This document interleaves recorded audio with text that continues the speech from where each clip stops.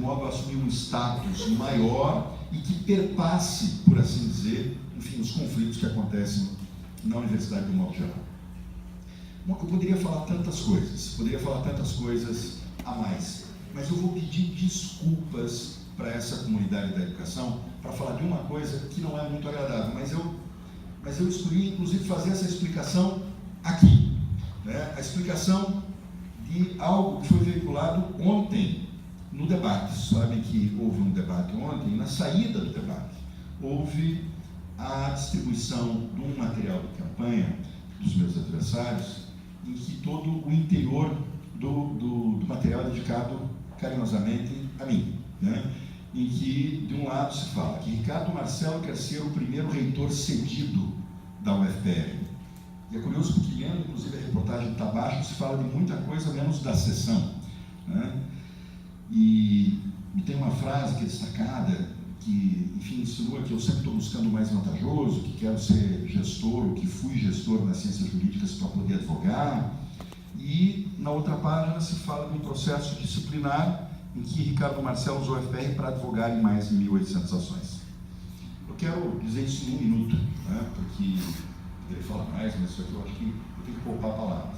Apenas para dizer, em primeiro lugar, que eu lastimo que nessa reta final da nossa campanha a gente tenha chegado nesse nível de discussão política, quando a gente, desde o início, eu e a Graciela, tentamos pautar a discussão de toda a escolha dos nossos dirigentes máximos como um processo de escolha baseado no diálogo, baseado nas propostas, mas, sobretudo, lamentar, e isso eu digo pela primeira vez, né, que é a primeira apresentação que eu estou fazendo depois do debate de ontem, lamentar que sejam ou tirados fatos falsos, mentirosos, ou fatos distorcidos com essa finalidade de, na reta final da campanha, causar algum efeito.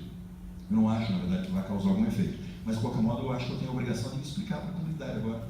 E para dizer o seguinte, né, em primeiro lugar, que a sessão administrativa é uma coisa que está na Lei 812, a lei que nos rege, né, e é uma coisa que é absolutamente comum na vida de tantos de nós, né? Quantos daqui desse setor já não foram, por exemplo, para a Secretaria de Educação, no município, do Estado, e nesse momento acontece essa figura da sessão administrativa. Quero esclarecer, em primeiro lugar, que eu não sou oriundo de um outro órgão e fui cedido para cá. Eu sou professor de carreira nessa universidade, fiz um concurso aqui e acumulei sempre licitamente, porque a acumulação de cargos é algo previsto na Constituição como algo lícito, esses dois cargos. Um cargo na Procuradoria Federal, que antes, quando eu entrei no concurso, se chamava Procuradoria do INSS, eu entrei lá, inclusive, antes de ser professor da universidade, e aqui, né? Então, o que aconteceu foi que, em 2008, quando eu fui eleito diretor do setor de ciências jurídicas, por uma imposição legal, não foi uma escolha minha, isso é uma obrigação, eu tive que ser cedido. Isso está no artigo 92 ou 93 da Lei 812, é uma obrigação. Quando você ocupa um cargo desse, você deve ser cedido. E eu fui cedido para ocupar a função de diretor do setor de ciências jurídicas. Desde 2008, portanto, eu estou aqui apenas na universidade, não acumulo com outro cargo público, e estou professor da universidade e cedido para exercer essas funções.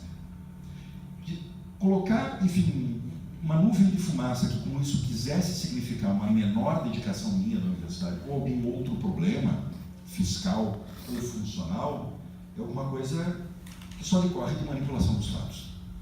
Em segundo lugar, aqui fala que eu, punido em processo administrativo, eu usei o UFPR para advogar em 1.800 ações. De fato, eu tive um processo administrativo disciplinar em que eu fui punido fora da UFPR. Não tem nada a ver com a UFPR. Foi lá na Procuradoria, enquanto eu estava na Procuradoria, portanto, antes de 2008. Qual que era o tema da minha falta funcional? O fato de eu advogar. E por que isso? Porque quando eu entrei em 94 na Procuradoria, era permitida a advocacia. Em 2001, eles falaram, não pode mais advogar. Eu sempre advoguei para trabalhadores, fiz advocacia trabalhista. O fato é que, quando eles proibiram por medida provisória, eu, como jurista, apreciei a Constituição, e eu e muitas pessoas falaram, isso aqui é inconstitucional, eu vou continuar advogando. Continuei advogando.